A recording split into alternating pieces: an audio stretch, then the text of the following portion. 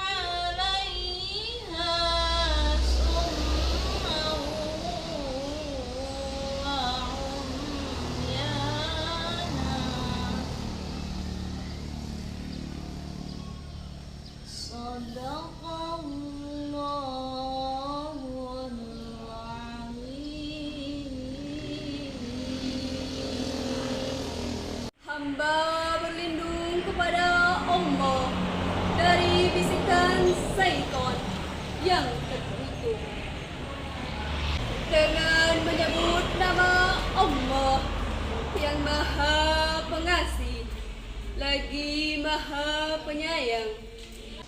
Dan orang-orang yang apabila diberi peringatan dengan ayat-ayat Tuhan mereka, mereka tidak bersikap seperti orang-orang yang tuli dan buta. Maha benar Allah dengan segala firman-Nya.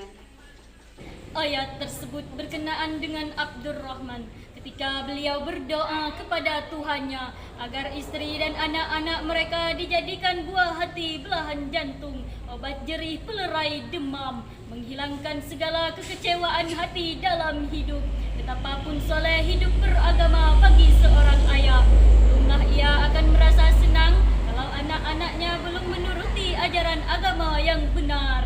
Seorang suami pun demikian pula. Betapapun condong hati seorang suami ketika tidak ada sambutan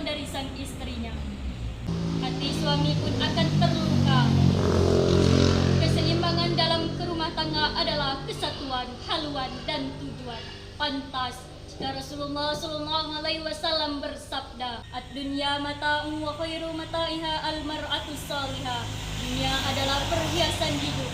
Sebaik-baik perhiasan hidup ialah istri yang soleha. Hadirin yang berbahagia, indahnya hidup di dunia, punya keluarga damai, sejahtera, lahir anak-anak soleh-soleha, tumbuh dewasa, berbakti kepada orang tua, berguna bagi nusa dan bangsa, dan menjadi bekal pembawa keluarga menuju indahnya istana syurga. Anak adalah generasi yang menentukan hitam dan putihnya suatu sejarah di masa yang akan datang. Anak adalah permata hati, belahan jantung, obat nyeri, pelurai demam, menghilangkan segala kekecewaan hati dalam hidup, penerus bangsa, lanjut cita-cita dan benteng masa depan agama. Mengingat, menimbang, memperhatikan betapa pentingnya peran pemuda sebagai generasi penerus bangsa kita saat ini. Tentu harus desain generasi yang unggul, generasi yang tidak pilih tanding. Bukan hanya berotak Jerman saja, tetapi harus lebih dari itu. Generasi yang kita harapkan oleh semua orang tua adalah akidah dan akhlaknya paten, takwa dan Islamnya permanen, tampang dan penampilannya keren, ilmu dan ipteknya beken, saku dan kantongnya panen. Bukan generasi dan akidahnya lemah, akhlak dan keimanannya goyah, keilmuannya tak guna, diajak beragama payah, westernisasi ditelan dan dikunyah, diajak yang halal ogah, jangan sentuh yang haram, malah dijawab lantak dikawanlah. Dari uraian tadi dapat kami garis bawahi sebagai kesimpulan, generasi yang hari ini merupakan produk di generasi yang masa lalu, dan generasi yang akan datang merupakan produk generasi sekarang. Lalu, mampukah generasi yang hari ini merupakan produk generasi yang akan datang untuk menjadi the best of generation? Dan kami akhiri, wassalamualaikum